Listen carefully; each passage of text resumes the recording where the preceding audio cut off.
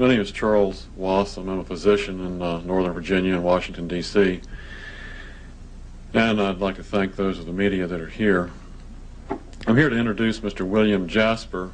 He is in Washington to promote his new book, Global Tyranny, Step by Step, the United Nations and the Emerging New World Order.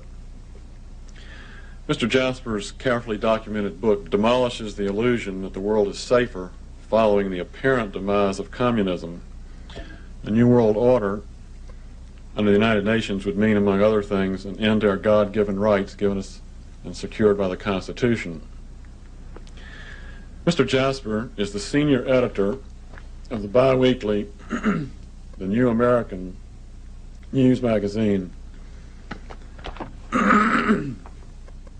He'll be speaking this evening at Capital Baptist Church, 3435 Aston Street in Annandale, Virginia, at 8 o'clock.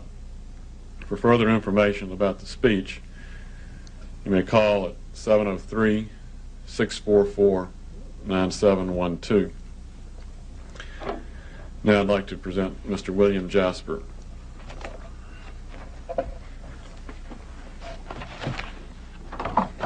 Thank you.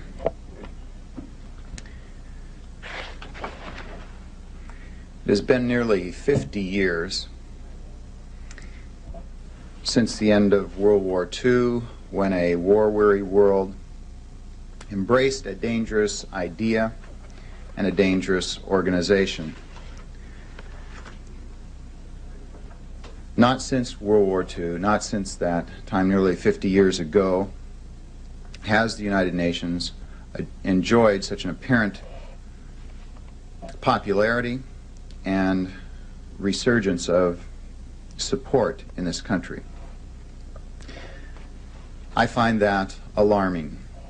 Not too many years ago, like many Americans, I was an avid supporter of the United Nations.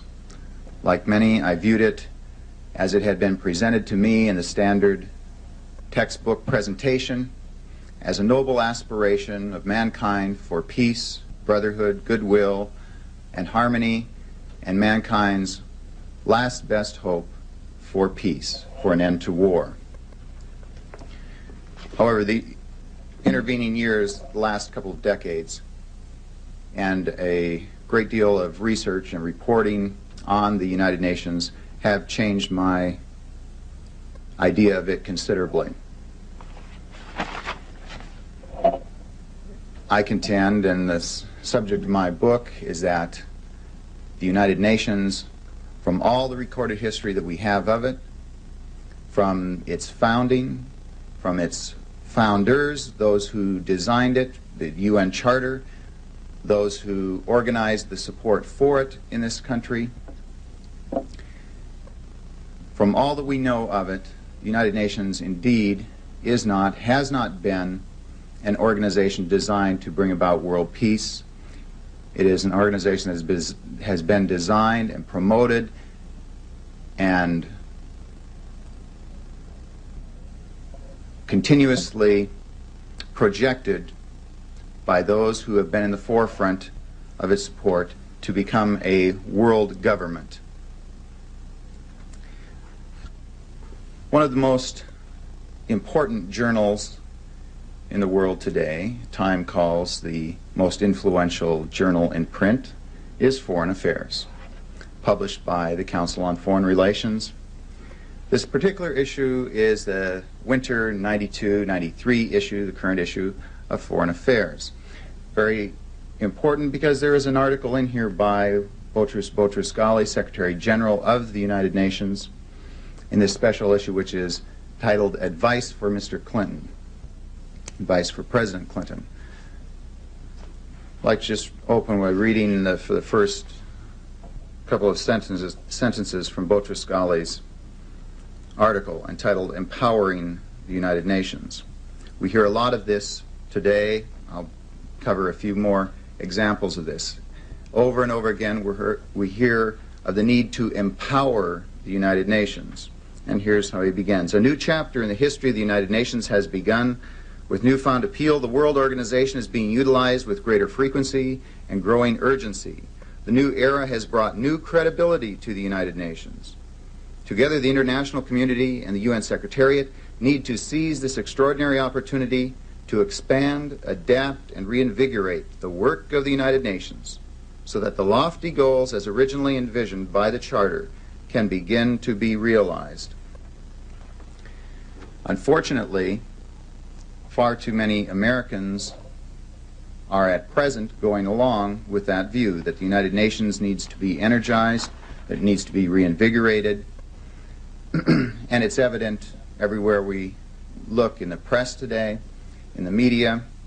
Associated Press article here, "Time for the UN to wage war to win peace. The end of the Cold War may spur stronger world government." Mr. Strobe Talbot, editor-at-large of Time magazine, tells us here in his major article here, "The Birth of the Global Nation." Of course, Mr. Talbot has now been appointed by the President to be his representative to the Soviet Union, or to Russia. Mr. Talbot tells us in this editorial of his, "But it has taken the events of our wondrous and terrible century to clinch the case for world government." And he goes on to say, "Federalism has provided the most successful of all political experiments, and organizations like the World Federalist Association have for decades advocated it as the basis for global government."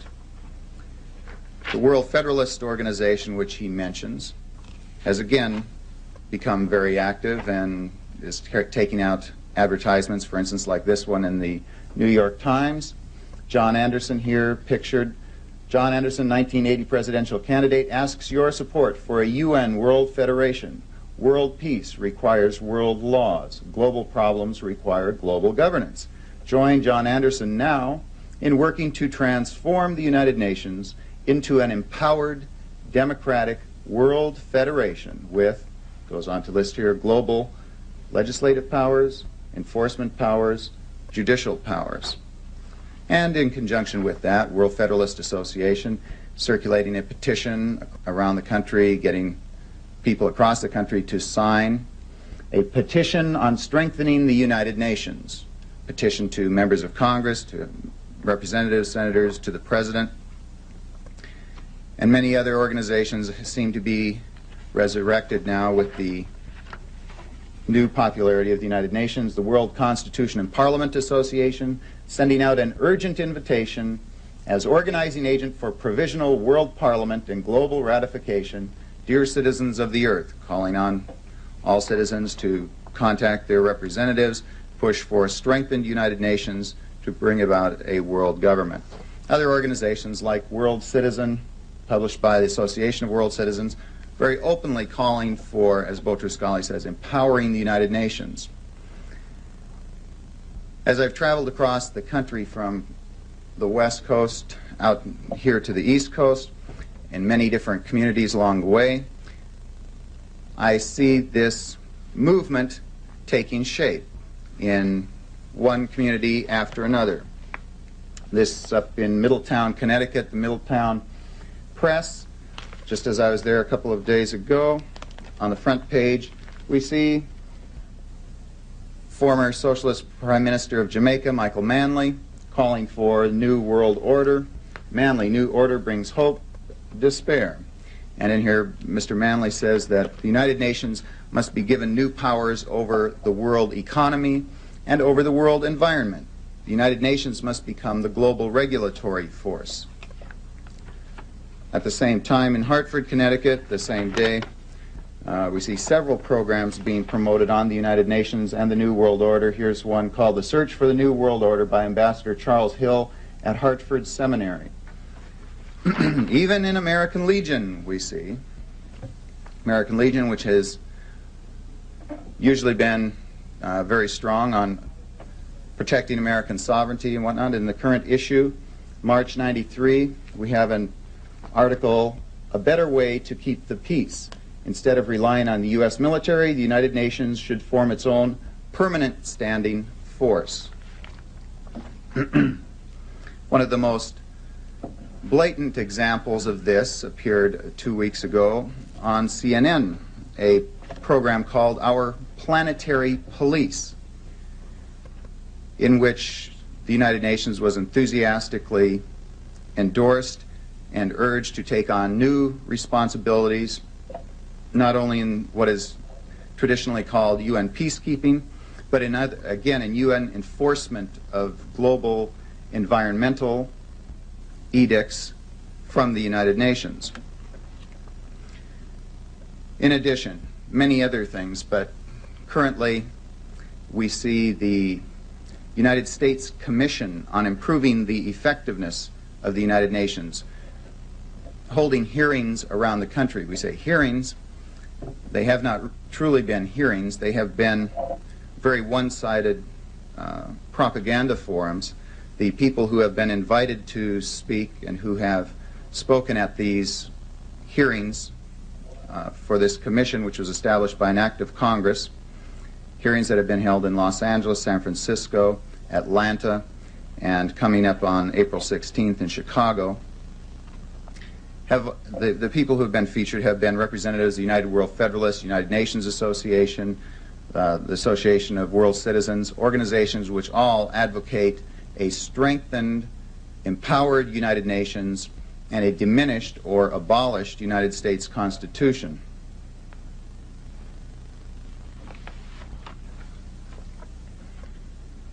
Much of this new prestige and acceptance for the United Nations, of course, came about in the last couple of years, particularly with the Persian Gulf War for the New World Order under President George Bush. 30 years ago, the John Birch Society began a rather lonely campaign with the slogan, "Get us out of the United Nations and get the United Nations out of the United States." Back at that time, the United Nations enjoyed overwhelming popularity. At the end of the 1950s, the Gallup poll showed that about almost 9 out of 10 Americans had very high, positive, favorable attitudes toward the United Nations. For 30 years, we continued that message, bringing to the American people the facts about the United Nations, the history of the United Nations, that they were not getting through their standard textbook accounts or from the major media. During the 60s, 70s, and 80s, we saw, as recorded by the Gallup annual poll of American opinion on the United Nations, we saw a continual decline in American support from a high of 87% down to, towards the end of the 1980s, 1987, down to around 21%. That was the result of Americans coming to realize that the United Nations, far from being a forum for world brotherhood and peace, had indeed become and was continuously showing itself to be a propaganda forum for every communist, socialist, third world dictator to come here to the United States and from the rostrum of the UN to denounce, pillory, rebuke, and in otherwise insult not only the United States, but Western civilization, market economies, all of the Western free world.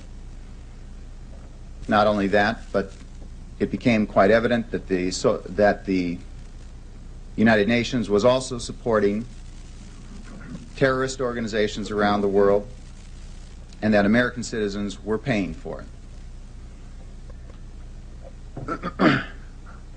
However, that decline in popularity has been at least temporarily reversed with the association of the United Nations with the patriotic fervor brought up behind the war to defeat Saddam Hussein. Although it was American military power, American military forces, American men and women in uniform, and largely American money that financed the operation, there was a fig leaf of international support, and the United Nations, according to the polls, was the main benefactor from the public relations. But that was George Bush. And now we have a new president, we are told, who he told us would bring change. How does that affect our situation in the New World Order and the United Nations? I contend that is extremely important because the United Nations, as Boutros-Ghali has proposed, is being empowered. It is being empowered in many ways that are affecting the United States and our citizens daily and will increasingly so in the coming weeks, months, and years. And unfortunately, it is being done with American citizens having very little to say about it, even being very little aware of it. We are right now in the middle of closing in on tax day, when Americans are quite painfully aware of the heavy hand, the burden of government, of how the politicians here in Washington are spending their money and digging their hands deeper into the taxpayer's pocket. But very few taxpayers are aware that Boutros-Ghali, in his report last year, An Agenda for Peace, called for giving the United Nations taxing authority.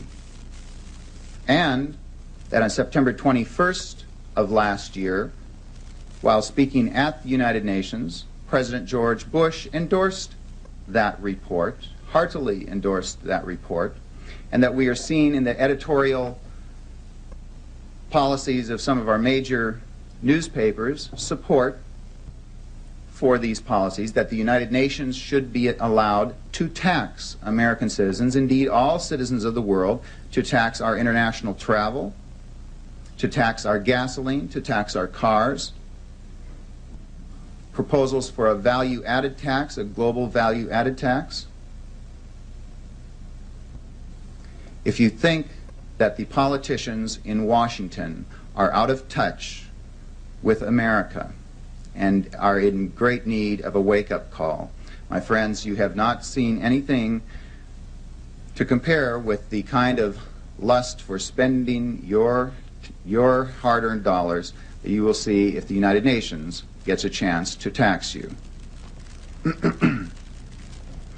We are seeing many other ways in which the United Nations is going to affect us very soon and very dearly.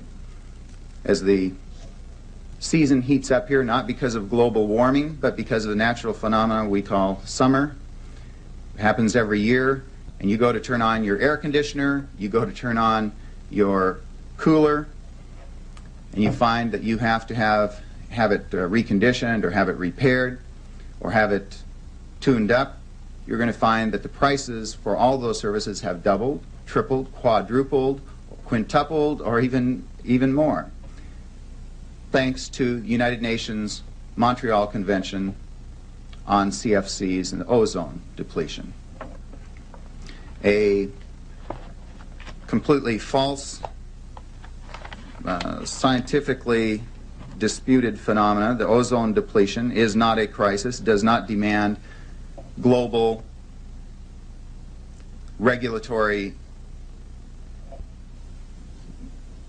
restrictions as we are now receiving under the United Nations protocol. However, various scientists and economists have figured that this may cost the world economy in the trillions of dollars, perhaps as many as $5 trillion, to replace all of the equipment to meet all of the mandates under this international agreement, which was given to us under the auspices of the United Nations. More and more, we are seeing these mandates that are affecting our domestic lives being conducted, being forced upon us,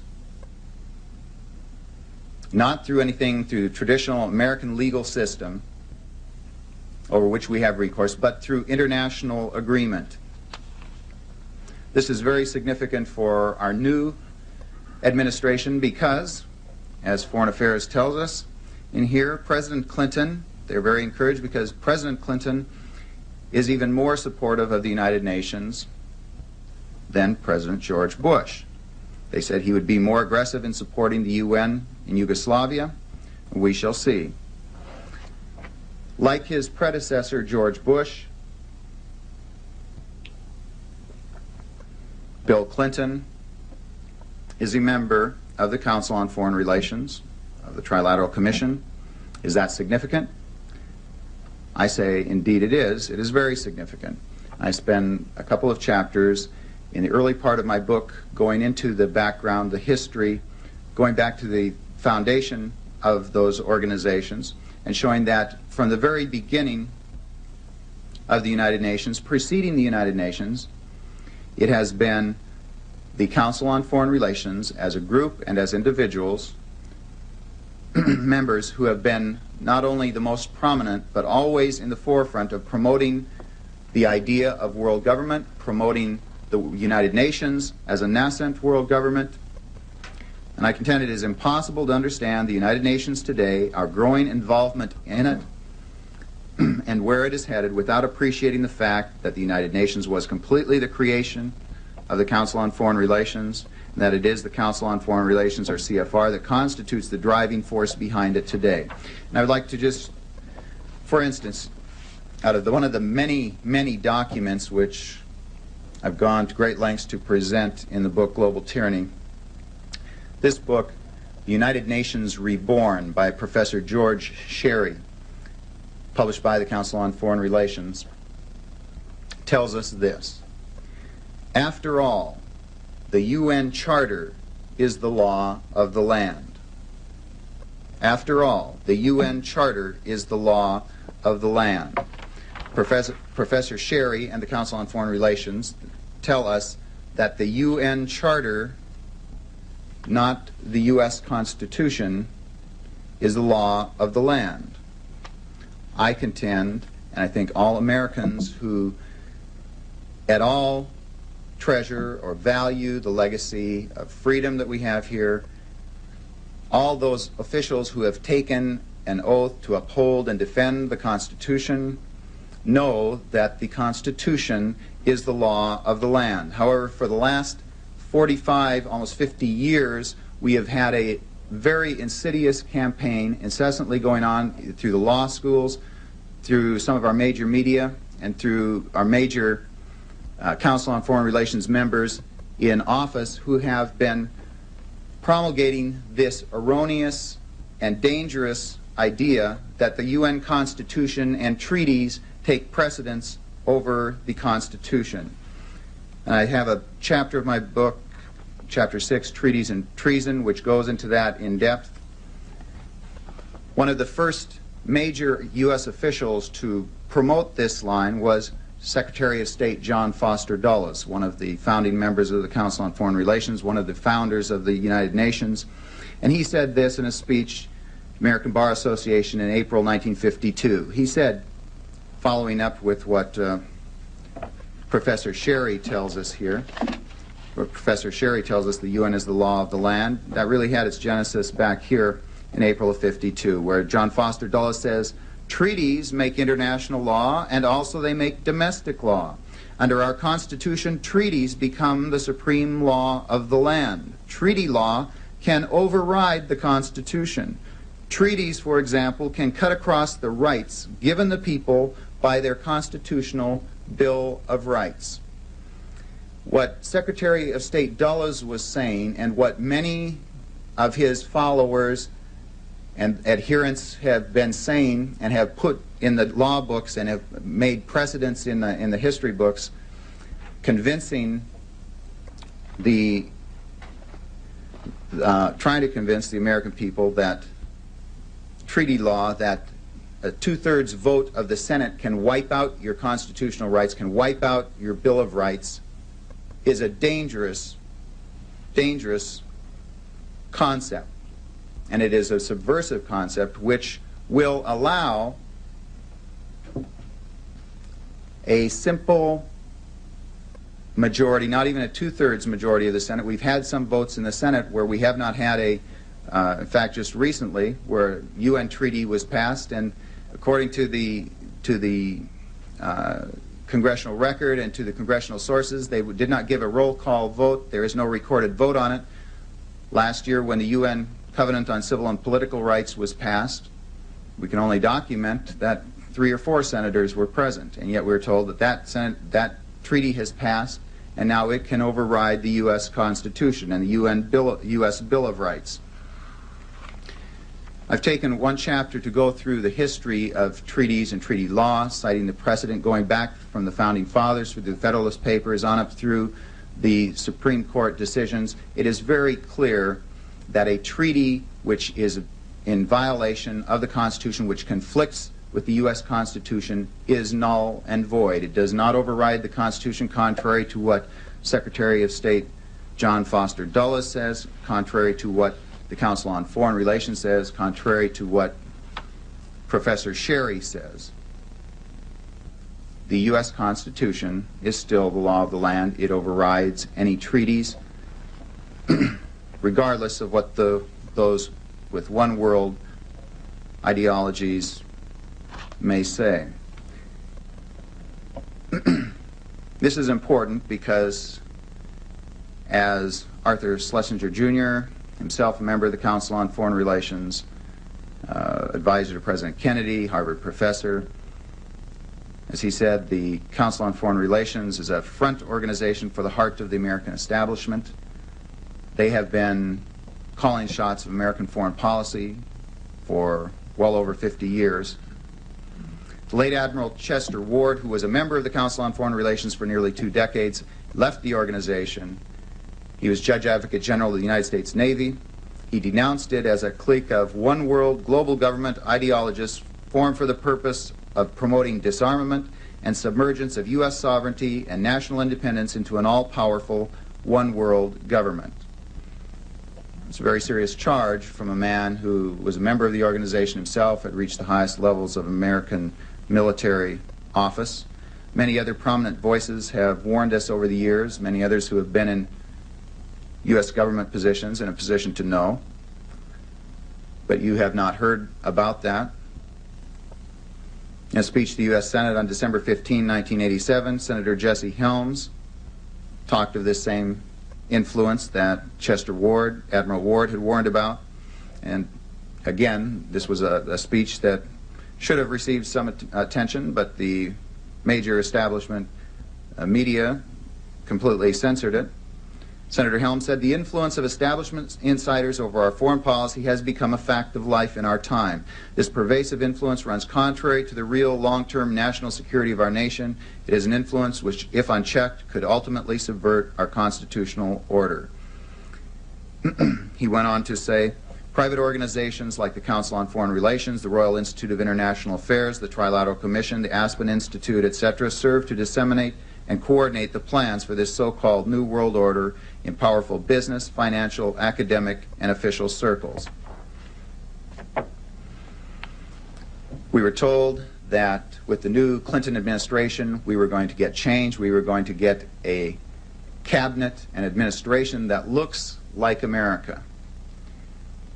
In our special Clinton edition of the New American, we take a look at this new cabinet, at the new administration, and contrary to what we were told, the big untold story of 1992 and 1993, the big election story, is not change, change, change. It's more of the same. Yes, we had a change from Republican to Democrat, but we see the same Council on Foreign Relations members in charge, same under Mr. Clinton as under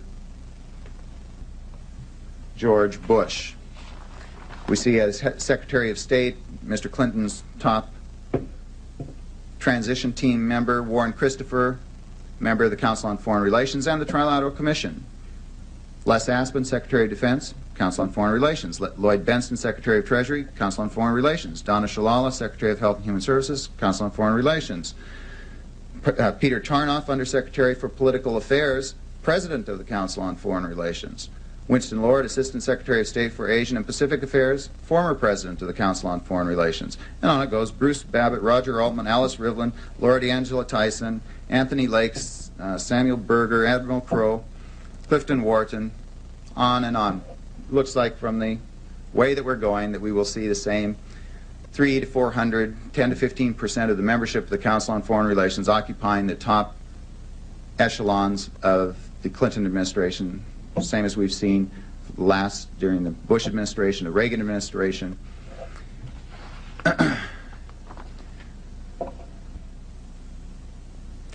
1979, during the Carter administration, Arizona Senator Barry Goldwater published a book with no apologies. And he said something about the Carter administration at that time that applies with equal force to, or more, to the current situation in the Clinton administration.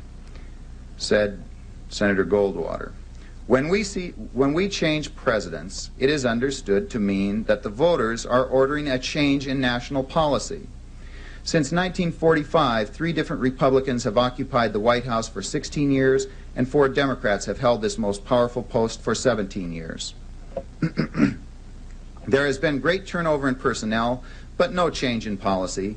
Example, during the Nixon years, Henry Kissinger, a Council on Foreign Relations member and a Nelson Rockefeller protege, was in charge of foreign policy.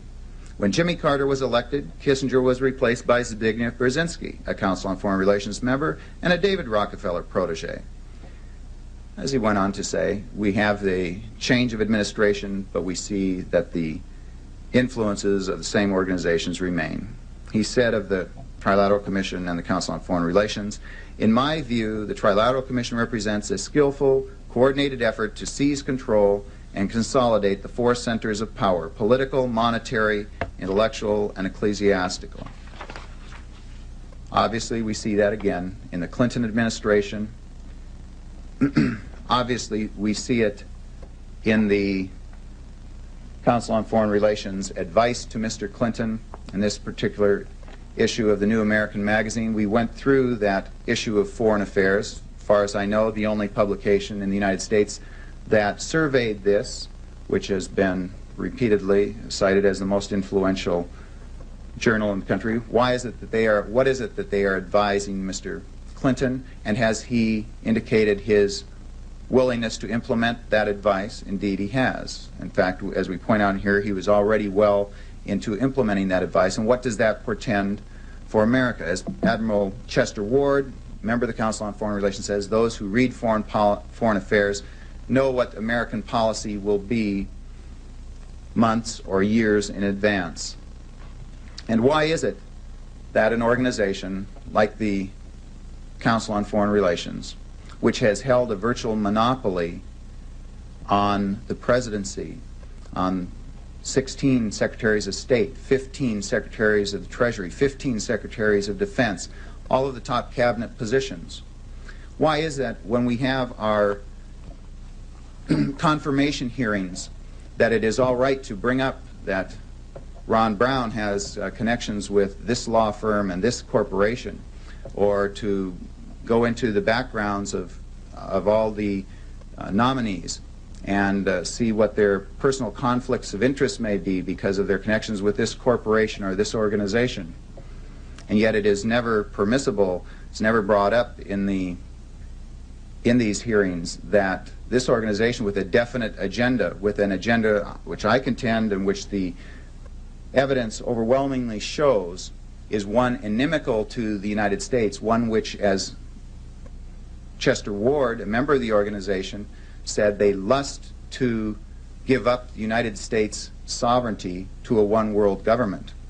Why is it that these associations are never brought out?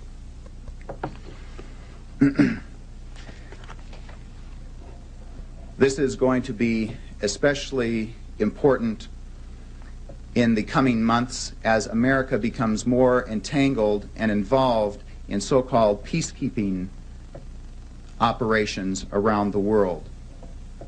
As I mentioned, Boutros Boutros-Ghali came out with a document which very few Americans have seen, even fewer have read, called An Agenda for Peace. This came out in June of 1992. In September, as I mentioned, President Bush endorsed this, heartily endorsed this, and at the United Nations,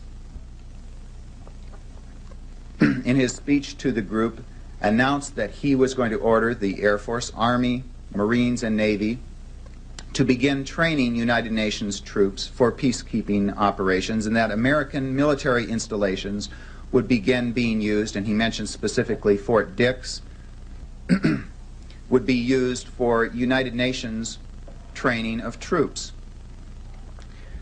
Now, why is it that America must build down, must cut down its military powers? We must reduce our military budget, reduce our military spending for fiscal reasons, and because these troops are no longer needed, and yet we are told we should transfer part of this military budget that we're supposed to be savings for us, transfer this to the United Nations and begin transferring troops to the United Nations. Indeed, we're told in the last week that 5,000 U.S. troops may be left behind in Somalia, not under the U.S. flag, but under the UN flag. 25,000 U.S. troops under NATO command, we're told, may be sent into Bosnia-Herzegovina, again under the UN flag, under UN command. If you are a United States member of the United States Armed Forces, if your son or daughter is, your father, your relatives, your friends, or if you may be in the future, it is in your interest to ask some very serious questions about our move toward further involvement in and transfer of military authority to the United Nations. You may find yourself under United Nations command. What kind of rights do you have? What kind of support do you have under the United Nations Charter? More seriously still is the resurrection of a document 30 years old, brought out in 1961. Again, very few Americans have seen or are familiar with, but it is official United States policy, launched under the Kennedy administration September 1961 under the title Freedom from War, the United States Program for General and Complete Disarmament in a Peaceful World, State Department document 7277. This was put together for the Kennedy administration under Secretary of State Dean Rusk, member of the Council on Foreign Relations, Secretary of Defense Robert Strange McNamara, member of the Council on Foreign Relations. And we see now the New York Times, LA Times,